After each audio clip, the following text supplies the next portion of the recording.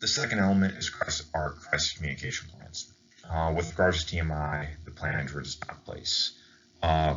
People did not, they simply weren't prepared to deal with a protracted crisis.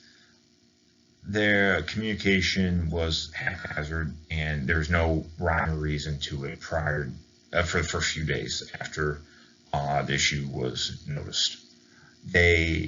Fortunately, the federal government sent down a person to control all communications and make sure everybody was on the same page. So basically, an incident management coordinator. They also did not include everybody who needed to be included. There was an instance where state officials knew that information being passed to the NRC was incorrect. The NRC uses this information to issue an evacuation order that was unneeded.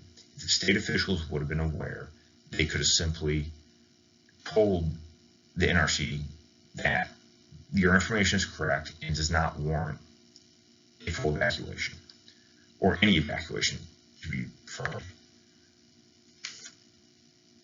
At Chernobyl is a little different. The Soviet leadership, the main issue was that Soviet leadership just simply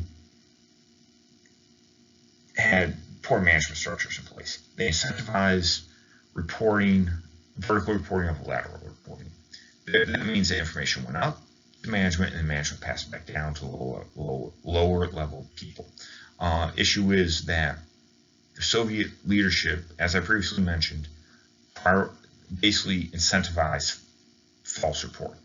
Therefore, information is being passed up to management and passed down to everybody. This slowed down communications and made it in a way to where people can't communicate with each other in a quick and expeditious manner. And take independent action for the good of the mission. And with regards to the third element of strategic platform, there are also failures in both instances.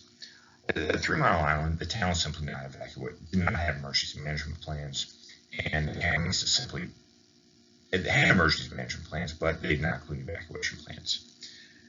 At the state level,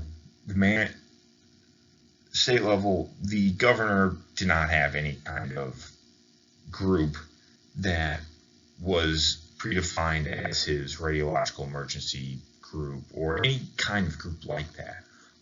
Therefore, he had to create adhocracy, in his own words, that he just had to put together on the fly. You don't want to be doing this. You don't want to be doing anything on the fly, making things up during a crisis. The federal government also did not have plans in place, emergency management plans in place due to jurisdictional fights and communications issues. They were just simply fighting with each other, and as such, no emergency management plans were in place. And the NRC just failed to mandate, which was in their power, that local areas have emergency management plans in place if there's a nuclear power plant in the area. Chernobyl just simply had no offsite evacuation plans, which almost certainly led to a delay in response to the 2 weeks it took to evacuate the 35-kilometer zone around the plant. They should have known that this was going to be needed due to the near evacuation that occurred at 3 Mile Island about 8 years before. And then the plans in place simply could not be implemented due to resource constraints. Responders just didn't have the things they needed, and as such, they just had to go around and do the best they could with what they had. And that's not how you want your emergency responders to have what they need to have to do their job. And if you fail to do this, if your plans fail to account for this, then they're not very good plans. You gotta follow up on your plans.